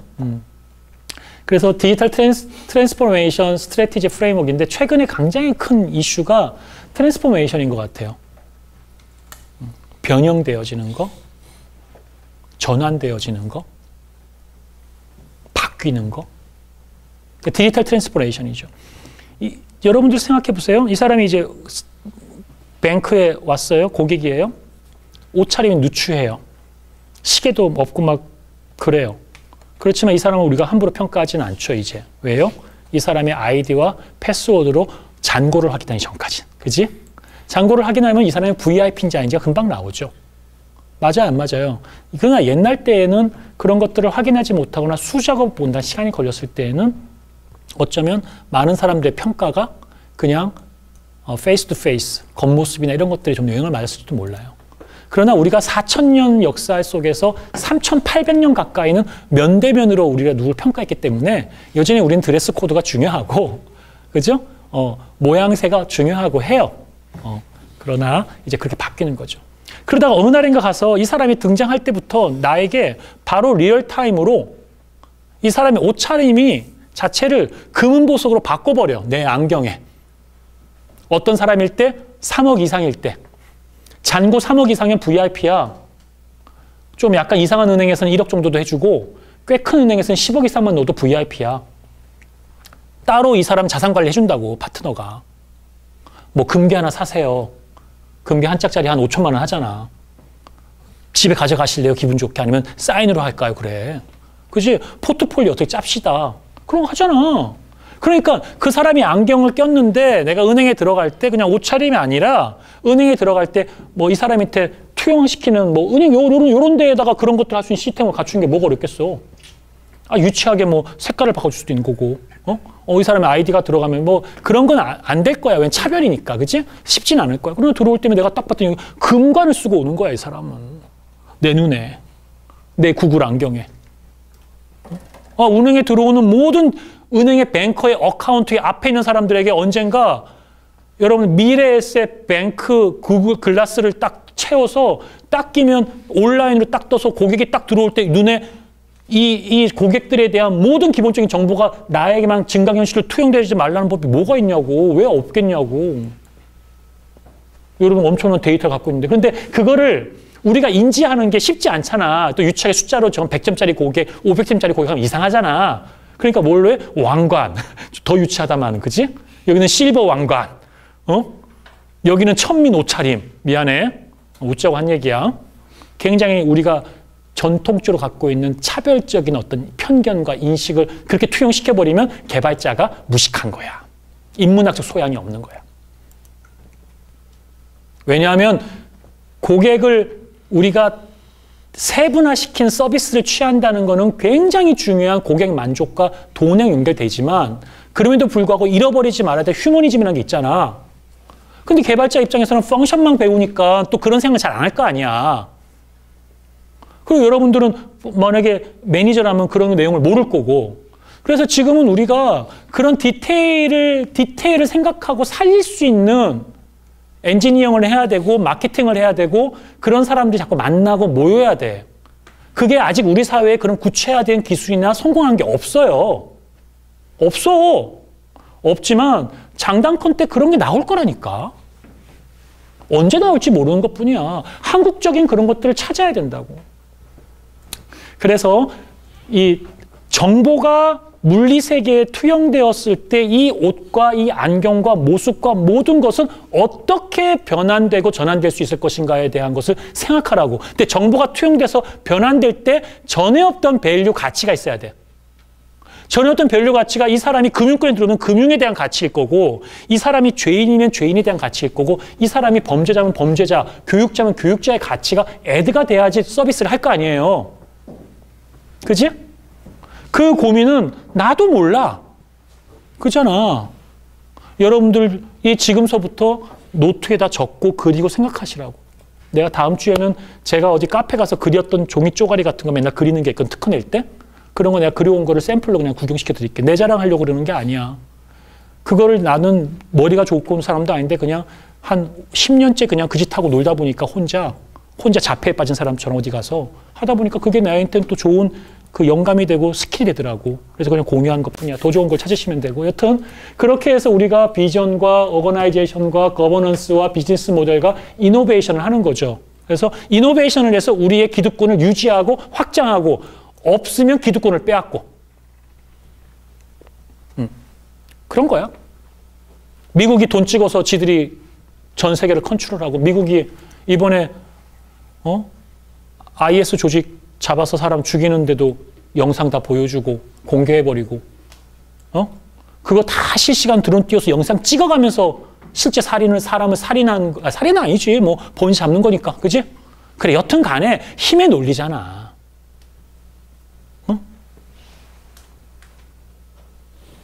그래서 우리가 그 데이터와 그런 시대에 대한 고민을 해야 돼요. 넘겨봅시다. 그래서 그런 것들을 조금 더 멋있게 표현하자, 뭐 그림으로 찾아보자, 이렇게 그려주고 나눠주고 얘기할 수 있는 게 많겠죠. 그래서 모든 기반에 테크니컬 인프라스트럭처가 들어가지겠죠. 그 디지털 익스큐에이션 들어가지고 디지털 스트래티지가 들어가질 거고 비즈니스 유닛마다. 그죠? 그런데 이런 것들이 전체를 다 커버하는 형태로 범위가 넓어지거나 전체를 더 넓혀서 커버하거나 이렇게 나아가고 있겠죠. 그래서 비즈니스 유닛은 그냥 표현 계층이야. 표현 계층. OSI 7레이로 본다면 그냥 깔짝깔짝거리는 표현 계층이야. 뒤에서 뭐가 움직여? 모든 데이터와 기술의 로직으로 움직이는 거야. 그래서 그 미국의 그 테슬라를 만들었고 했던 이런 CEO가 그런 걸 만들잖아. 인공지능이 데이터를 가져다가 데이터를 분석해서 인공지능을 계속 되다 보니까 사람이 도저히 인공지능을 따라잡지 못하는 상황이 너무 생기잖아.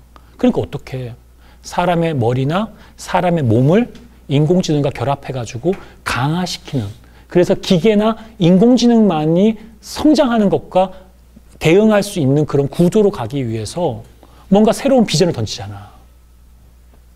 실제로. 응? 아까 저분이 말한 게 사실은 내가 막 얘기했지만 맞는 얘기예요. 본인이 하는 업무에서도 서치에서 찾아오는 거는 우리가 못 이겨. 그래서 이제 지식이 어디에 있다고 가르쳐주는 거, 지식이 뭐라고 지식을 가르쳐주는 건 의미가 없다니까. 내가 가르치는 게 네이버에 다 있어. 내가 20년을 공부하고 박사가 2개인데 기억력까지 쇠퇴해갖고 창피해 죽겠어요. 영어 철자도 틀려. 단어도 틀리고 언어도 틀리더라고. 그럼 난 뭘로 먹고 사냐? 내 숟가락인데 그게. 내 강의 노트 숨기고. 그런데 슬라이드 쉐어 단넷에 들어가면은 더 좋은 강의 노트가 PPT로 막 주는 놈들이 있네? 글로벌하게? 내가 책 하나 써갖고 팔아먹고 먹으려고 하는데 책 내일만 하면 어떻게 해요? 또 다른 놈들이 인터넷 더 좋은 책이 막 나왔고 젊은 사람 더 열심히 하고 있고 동영상 강의가 더 잘 나가고 있고 그러한 변화로부터 우리가 살고자 하는 소소한 행복과 소소한 삶이 보호받지 못하는 환경에 처해 있어요. 원하든 원하지 않든. 넘기겠습니다. 그래서 비즈니스를 자꾸 우리가 찾아야 돼요. 우리 삶 속에서. 우리 삶 속에 새로운 걸 찾아야 돼. 내가 만약에 여기서 그만두고 나와서 구멍가게를 하더라도 지금 미국 같은 데에서는 이민 1세대인 우리 한국 분들 중에 많은 분들이 뭐라고 계시냐면 그로서리 같은 걸 해요. 조그만한 구멍가게를 하는데 요만한 사이즈의 이제 구멍가게라고 우리가 폄하하지만 되게 비즈니스 커요. 나이가 많으셔요. 그래서 이제 은퇴하실 때가 됐는데 자동 출입으로 하는 것들이 이제 앞으로 거기를 다 커버하겠죠. 커버하겠죠, 이제. 그분들이 왜 거기 문제가 뭐냐면 점원들이 돈을 띵가 먹거든요. 점원들이. 되게 그런 일이 많아요. 그 다음에 이제 물건이 포스트로 들어오고 나가고 하는 로지스틱이 문제. 구멍가게니까 기계화 되지 않았을 거 아니에요. 응? 자동화가 안 됐을 거 아니에요. 그죠? 응? 그렇다고 이제 RFID나 QR코드로 가지고 인식하는 것도 소비자가 불편하기도 하고, 그치? 그러나 이게 시간의 문제예요. 네, 그러한 우리가 살아가고 있는 모든 영역에서 지금 살고 계신 제너레이션이 이제 돌아가시고 새로운 제너레이션이 10년 안에 또 성장해 나가면서 삶의 중간에, 저만 해도 삶의 중간에 인터넷을 맞이했죠. 내가 태어났을 때 인터넷이 없었으니까. 있었지만 일반화되지 않았으니까. 내가 대학 다니고 뭐 이럴 때 이제 인터넷이라는 게 많이 뜨고, 뭐 그랬으니까. 여러분들만 해도 좀 더 어리잖아요. 그죠?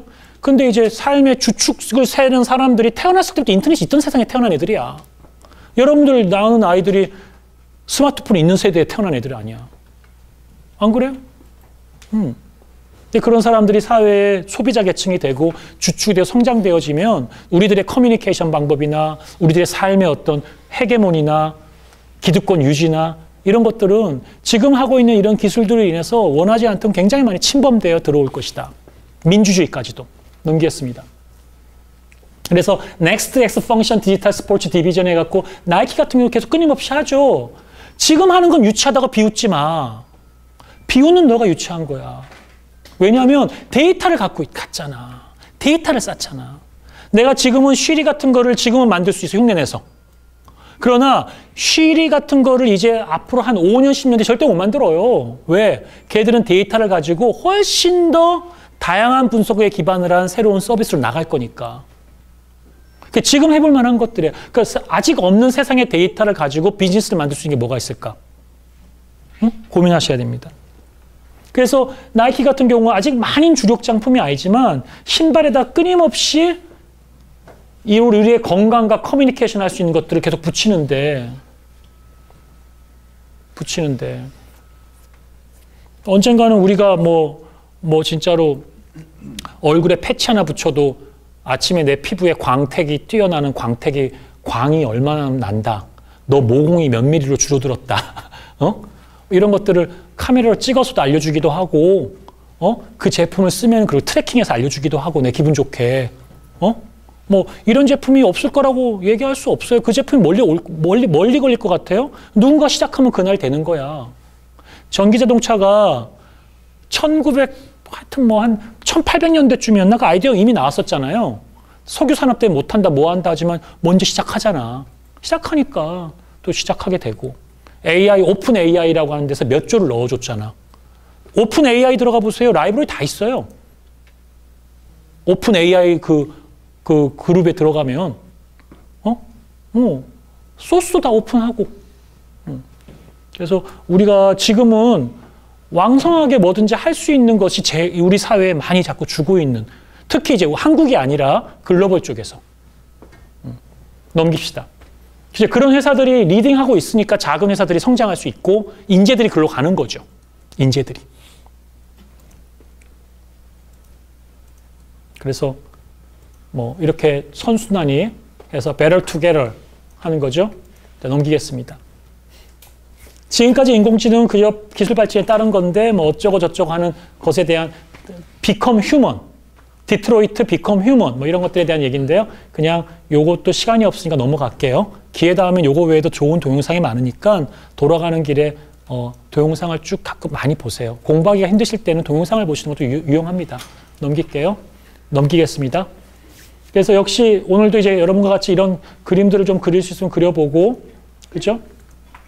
그래서 뭐 AI 기반의 푸드트럭의 이동 및 판매에 대한 투비 해서 비포는 이제 이랬고 이제 투비인데 여긴 자율주행차가 들어간다면 어떻게 했느냐, 푸드트럭에.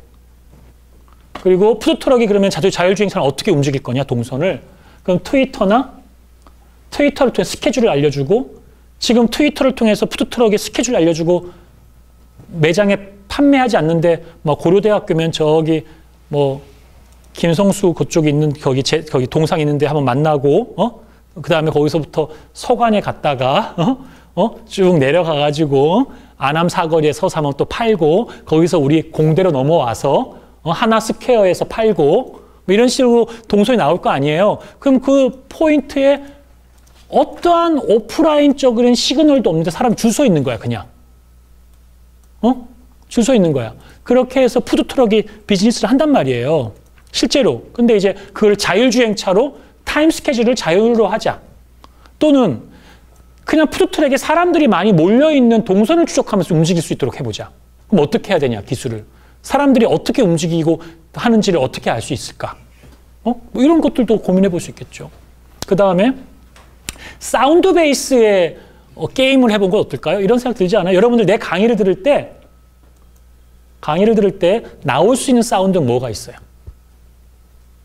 이 강의에 대한 사운드가 나온다면. 아니, 우리 강의에 대해서 평가를 맨날 종이로 하잖아. 강의 평가, 주관식. 근데 나도 사실 강의 평가 많이 받지만 불쾌할 때도 있어요. 객관적으로 받아줄 수 없는 이기적인 학생들의 아주 저런 애들을 가르쳤나 싶을 정도의 불쾌함도 있어. 한 100명 중 가르치다 보면. 제가 기분 나빠서 그냥 저렇게 행동했구나. 이런 일도 있어. 응? 아니, 왜 없겠어. 그지? 그렇다고 모든 학생들을 일반화시킬 수는 없지만 전반적 강의평가가 나에 대한 반영이라고 생각을 해요. 일정 부분. 그런데 그게 꼭 그렇게 100% 맞지 않으니까 강의평가를 그런 식의 방법 말고 다르게 해보자고. 오늘 끝날 때마다 3분씩 강의에 대해서 의성어로 표현하자. 그럼 어떻게 할래? 끄악, 뜨악, 악, 쿨쿨 이럴래? 어때? 뭐 재밌잖아. 그게 고려대학교의 모든 강의를 그렇게 한다면 펀하게 재밌게 해서 올려봐서 서간에는 쿨쿨쿨 표시가 들어가. 저기 가면 안 돼. 졸리니까. 시계탑 밑이라 그런가? 이러면서. 대학원 도서관 밑에는 열정 뭐 뿜뿜뿜뿜 이렇게 나왔어. 그럴 수 있잖아. 그래? 자, 이걸 위치 기반의 게임으로 바꿔볼게. 내가 옛날 때 개발해서 특허 내고 했던 거야. 나 얘기해주고 있는 게 그냥. 등록도 됐던 거야. 위치 기반으로 우리 한번 생각해 보자고. 아까 봤던 포스퀘어 안 봤지? 아까 봤던 그 포켓몬고. 위치를 잡아가지고 가상 공간에 실제 물리 공간에 지도가 있지만 그 지도 공간에 고려대학교에 있는 우리 같이 이렇게 우리 여기 관이 이름 뭐야? 애기능관. 애기능관에 체육관을 만들어. 위치로. 그 요 근처면 집에 자꾸 체육관이 있는 거야. 여기에 이제 체육관 주인이 있지. 그 주인 팀원들이랑 내가 포켓몬과 들어 싸워. 체육관을 빼앗으려고, 그지? 그런 게임이야. 근데 그렇게 하지 말고, 애기능관에는 우리가 이태 가면은 빵집이 있어요. 원래 이게 빵집으로 유명한 데거든. 옛날 때 대학원 공부할 때도 이게 빵 같은 거 사갖고 와서 교수님 갖다 드리면 좋아하시고 하셨어요. 고대빵. 고대빵 팔아. 고대빵 있어. 고대 참기름도 있고. 그걸 내가 샀거든. 그래, 고대빵을 먹으면 이제 의성어가 나오는 거야. 빵집에 와서 빵을 먹는데 우리가 보통 댓글을 달잖아. 아유, 싸가지가 없네요. 종업원이 뭐 이러고 음식에 뭐 곰팡이가 낀 것 같아요. 이런 얘기를 하잖아. 가성비가 없네요. 사진 찍어 올리잖아. 그런 사업 서비스 할래? 그렇게 한 것들이 이제 많이 있으니까 그다음 뭐해? 큐레이션을 하지. 어떻게 큐레이션해? 정확도가 높은 유저가 썼던 댓글만 끄집어서 댓글만 올려주는 게 큐레이션이잖아. 그 콘텐츠가 그렇게 이용하잖아. 아니면 그걸 빅데이터 하지. 좋아요가 많이 눌러지면 여기는 좋아요가 많은 별점집이라고 얘기하겠지. 그게 우리가 지금 하고 있는 서비스잖아. 그거 말고 다른 서비스 해보자고 아까 배웠잖아. 뭘 배웠어요? 콘텐츠는 동영상이 있고 사운드가 있고 텍스트가 있다며. 댓글 텍스트, 동영상 사진 올린 거, 그치? 사운드만 넣어보자고. 그러면 이제 커피집을 갔어. 그러면 야, 달콤하네. 비 오는 날은 이 맛. 또는 커피집에 가면은 야, 카페라떼가 제법이네. 짜장면집을 갔으면 야, 이삿날엔 짜장면이지. 할 표현이 우리가 대단한 것 같아도 몇 개밖에 없어. 사람들의 패턴이. 그거를 던져주고 얘기하게 하는 거야. 그리고 거기에 대해서 가장 이 집을 표현했다고 생각한 거를 그 소리를 듣고 좋아요를 눌러. 그래서 그 빵집의 대표 사운드가 올라가. 대표 사운드가. 그리고 나서 그 사운드를 듣고 그 빵집을 가는 식의 이제 그거를 내가 개발해서 그 당시에 중소기업청으로부터 한 5억 정도를 지원받았었어요. 한 10년 전 얘기다. 15년 좀 됐나? 그때 그런 발표를 하니까 심사자들이 그때 왔던 심사자들이 하드웨어 쪽에 개발하는 심사자라서 무슨 부분인지 하나도 모르지. 참여금 개방 얘기하니까 비심사자 자체가 몰라. 새로운 기술을 얘기할 때는. 이런 아이디어를 얘기해도 뭐 되냐 막 이러고 뭐 좀 막 지 전공 분야 아는 놈들이 있으면 뭐 야 뭐 비즈니스 모델 뭐 수익이 되냐 뭐 해외 판매가 어쩌냐 이러고 있어요. 그러니까 이런 거 아이디어 주면 뭐 묻지마 투자한다 이런 개념 자체가 없고 뭐 그건 제 사견이고 그래서 사운드 기반의 사운드 베이스 2 그지? POI와 사운드 기반으로 한 경쟁 방식 누구 목소리가 더 적합한가? 내 강의에서 여러분들 목소리가 많이 나올 거라고. 강의 유익했어요. 야 인사이트만 있고 내용이 없었어요. 맨날 잔소리만 해요. 자꾸 물어봐요. 짜증나요. 막 이럴 수 있잖아. 그게 다 모여가지고 대표하는 음성이 나오거나 가장 대표성을 갖고 있는 거가 하나가 먼저 올라간다면 그게 사운드로 이 강의를 표현하는 거잖아. 그럼 강의 평가 그렇게 하면 어때? 재밌잖아. 새로운 평가 방법을 꿈꾼다며. 내가 아까 얘기했으니까. 이런 식의 문제인식으로 그런 것들을 그려보는 것도 중요하다는 거죠.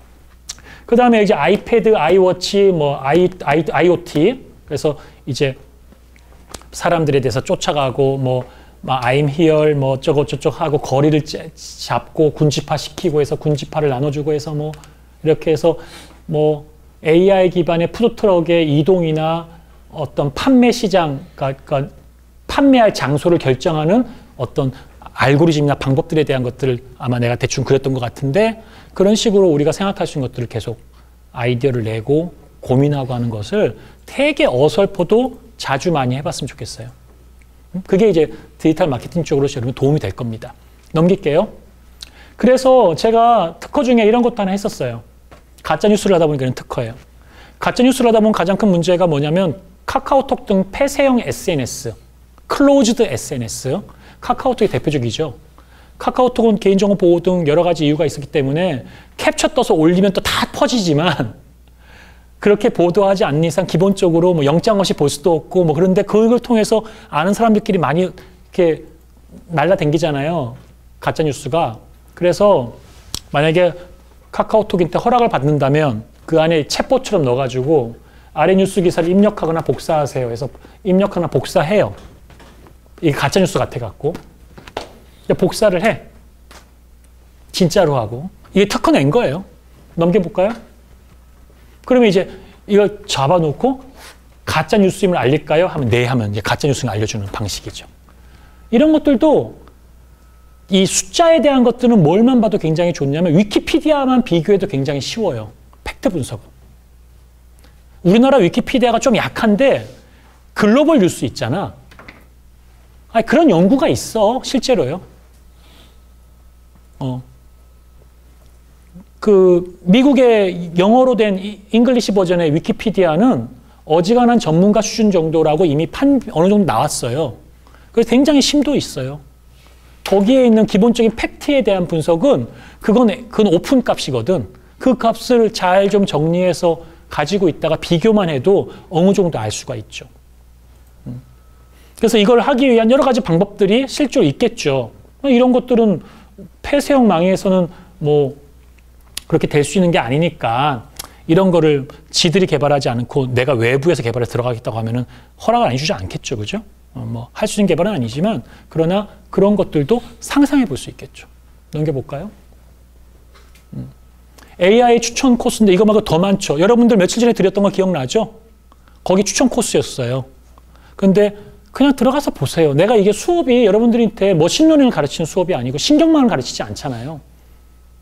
신경망을 가르치려고 마음먹고 준비해서 가르치고 뭐 프로그램 쪽이니까 학생 적당히 떨어진 애들 포기시키고 잘하는 애들만 땡기면서 계속 짜게 하고 돌려보게 하고 샘플 데이터 주고 이러면 나도 재밌고 좋겠는데 뭐 그런 수업은 지금 아니니까 디지털 마케팅이니까 그래도 이런 거를 보시라고 말씀드리는 거예요. 알겠죠? 넘길게요. 그래서 맨해튼 프로젝트로 AI가 시작되어졌는데 참고로 한번 쭉 보시고요. 넘기겠습니다. 그래서 AI 역사가 이제 이렇게 딥러닝과 네스트랩 등 구글 딥마인드 이런 것들이 발전했다. 제가 앞단을 설명을 좀 많이 해서 뒷단이 좀 약해질 것 같아요. 죄송합니다. 좀 빠르게 할게요. 넘깁시다. 빅데이터죠? 그래서 빅데이터가 있기 때문에 데이터가 확보되기 때문에 인공지능이 더 발전할 수밖에 없어요. 데이터가 들어오니까. 그래서 데이터가 데이터 드리븐 소사이어티, 데이터 러닝 드리븐 어프로치 이렇게 얘기하잖아요. 그냥 하는 말이 아니에요. 유행어가 아니에요. 그리고 우리의 모든 전문 영역이 도전받고 있어요. 데이터를 갖고 분석하고 접근하는 사람들의 새로운 그룹들에 의해서 그 그룹이 많을 필요도 없어요. 그러나 작은 그 그룹들이 세상에 새로운 비전을 제시하고 변화를 일으키는 거죠. 넘겨봅시다. 스마트 팩토리, 자율주행, 금융지표, 인공지능을 하죠. 교수도 이제 AI가 나오고 AI로 하는 목사님도 나오죠. 그러면 이제 목회자님들께서는 뭐 그렇게 생각할 수 있겠지만 세상에서 제일 좋은 성경 말씀에 대한 해석을 하는 그 목회자를 AI로 못 만들 것 같아요? 영혼은 없겠지만. 응? 하나님으로부터 내려오는 뭔가 영혼, 스피릿 대리자로서의 뭔가 이런 건 없겠지만 그냥 기술적으로 그냥 텍스트만 가지고. 성경은 해석이잖아요. 현실에 대한 해석이고. 개신교 같은 경우는 목사님께서 성경 말씀 딱 던져놓고 말씀을 중심으로 해서 현상에 대해서 해석해드리잖아요. 어떻게 우리가 어떻게 바르게 살 것인지에 대해서. 그리고 많은 목사님들의 좋은 말씀이 그 우리나라 같은 경우만 해도 개신교의 무슨 TV 같은 거 보면 거기 다 나오잖아요. 그거 다 전사하자고 디지털화 시키자고. 원고가 있을 거야. 원고가 있으니까 텍스트로 가지고 쉽겠지. 그럼 이제 무슨 말씀에 대한 해석이라고 다 쪼개자고. 그러니까 성경 말씀이 전체가 어떠한 뭐 잠언, 뭐 전도서 이런 식의 고린도후서, 고린전서 이런 것들로 뭐 몇 장이 있는지 몇 개 종류가 있는지 모르겠지만 그냥 심플하게 100개가 있다고 할게요. 100개가 한 거당 글자 수가 몇 개인지 모르겠고 스토리가 몇 개인지 모르겠지만 거기에 10,000개 정도의 스토리가 있다고 할게요. 그래. 그 10,000개의 스토리에 또 10만 개나 100만 개 정도의 목사님의 대표적인 설교가 있다고 할게요. 그 상황마다. 우리나라 개신교 역사가 뭐 2000년 됐냐? 디지털화된 역사가 뭐 200~300년 됐어? 기껏해야 최근에 나오는 거 그거 얼마 안 되는 거야. 아이 어마어마하게 하지. 그래도. 좋아. 거기에 대한 그분들이 주로 쓰시는 표현과 이런 것들에 대한 언어 분석을 해갖고 라이브러리 만들어야죠. 색이나 시키고.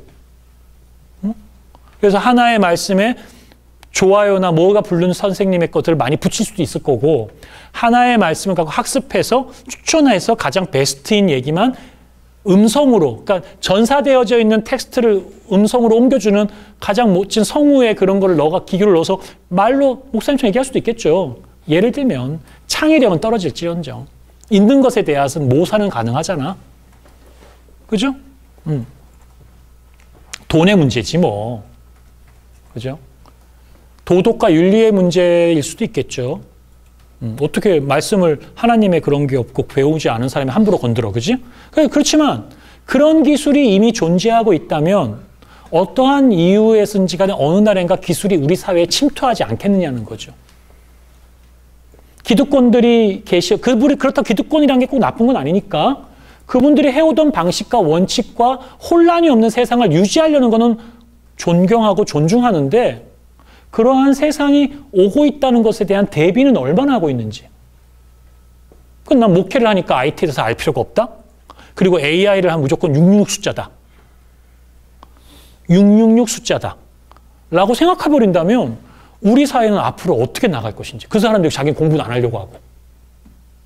응? 그래서 여러분들이 교회를 다니건 불교를 다니건 어딜 다니든 우리 사회에 할 게 되게 많죠. 그래서 주식권을 집값 예측하는 인공지능 개발해서 이걸 보고 내가 투자했는데 말아먹었어. 어떡할래?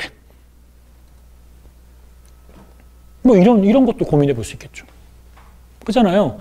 여러분들이 하고 있는 분야에서도 저런 관련된 기사만을 모아놔도 새로운 아이디어를 낼 수 있고 비즈니스 모델도 낼 수 있고 고민거리도 생각할 수 있어요. 그걸 가지고도 책을 쓸 수 있는 거고 그런 사람들을 자꾸 만나야 돼요. 그런 사람들을 자꾸 그룹핑해야 되고 그래야 우리 사회가 좀 더 발전할 수 있을 것 같아요. 음악 예술도 마찬가지죠. 인공지능 다 하죠. 작곡도 하고. 넘길게요. 그래서 인더스트리 4.0이라서 사실 빅데이터나 데이터 분석에서 굉장히 중요한 제조 영역이에요. 우리는 지금 빅데이터 하면은 야 뭐 소셜 네트워크 분석하는 거지 이렇게 얘기하잖아요. 그 친구는 그냥 뉴스를 본 친구들이야. 실제 산업 현장에서 굉장히 큰 건 뭐냐면 인더스트리 영역에서 독일이 잘하죠. 독일이 굉장히 잘하죠. 사물 인터넷이나 센싱 기반을 해가지고 공장에 대한 서비스, 스마트 공장 만드는 거, 제조의 혁신, 제조 데이터들에 대한 제조에서 올라오는 데이터들을 통한 빅데이터 센터 만드는 거, 또 생산서부터 소비까지를 전일체시키면서 데이터를 쫓아가는 방법들. 그러면서 개인정보를 보호해 줄 수 있는 어떤 프로세스. 뭐 그런 부분도 어마어마하게 큰 시장이고 앞으로 갈 수밖에 없는 곳이에요. 갈 수밖에 없는 곳이에요. 넘기겠습니다. 여러분 숙제를 계속 내고 있죠? 늘 하던 얘기 또 계속 반복합니다. 저는 법 모르니까 법규 생각하지 마시고요. 수익구조 오늘 뭐 돈 벌려고 얘기하는 거 아니에요. 그냥 이런 생각만 계속 끄집어내는 거를 이제 시작하자는 얘기니까. 그래서 어떻게 하면 여러분들이 하고 있는 일에서 할 수 있는지에 대한 생각을 좀 했으면 좋겠어요. 넘기겠습니다. 다음 주에 아마 콘텐츠 기획 모델 디지털 전략 측정에 대해서 좀 볼 거고요. 그 다음 넘기겠습니다. 그 다음 넘길게요. 요거는 우리 앞에 이제 수업에서 이루어진 내용인데요. 우리 이제 앞에 제가 수업 강의할 때 학생들이 IO는 디지털 언어로 이루어진 사물과 매체를 이용해서 이루어지는 마케팅 활동이라고 봤고요. 다양한 디지털 채널에서 채널별로 효과적인 커뮤니케이션 방법이 무엇인지를 고민하는 것. 그러니까 멀티 채널이죠. 멀티 채널에 채널을 이용하는데 어떤 채널을 내가 주로 이용할지, 또 여러 채널들을 복합적으로 어떻게 배합할지, 또 채널끼리의 어떤 플래닝, 타이밍을 어떻게 잡아줄지 그런 것들이죠. 기존의 전통적 채널이 아닌 인터넷 기반 채널, 그렇죠? 시간 장소에 구애받지 않는 접근, 그리고 마케팅의 디지털 기술을 활용하는 것 등이다라고 나와 있습니다. 자, 이렇게 해서 여러분들이랑 오늘 쉬지 않고 강의를 쭉 했고요. 여러분들 다음 주에 좀 저런 강의를 AI 쪽이나 이런 뒷단을 강의를 좀 하면서 강의 계획서에 있는 교환에 있는 내용을 할 거고요. 제가 이제 우리 과대님 통해서 계속 인공지능이건 빅데이터건 언론에 있는 소개된 거든 좀 괜찮은 자료들을 좀 내가 생각한 거 있으면 더 좋은 자료를 여러분 나한테 공격적으로 제시하고 같이. 그래서 이게 있다고. 너 좀 제대로 된 걸 네가 좀 제시하라고 교수가. 그렇게 공격해야 돼. 얼마나 아름다워요. 그죠? 넌 그밖에 몰랐냐고. 못 찾았냐고.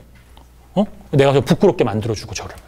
그러면서 서로가 피드백하면서 아직 우리 세상에 무슨 답이 있는 건 아닌데 같이 이제 그런 거를 찾아 나갔으면 좋겠습니다. 수고하셨습니다. 감사합니다. 수고하셨습니다. 예.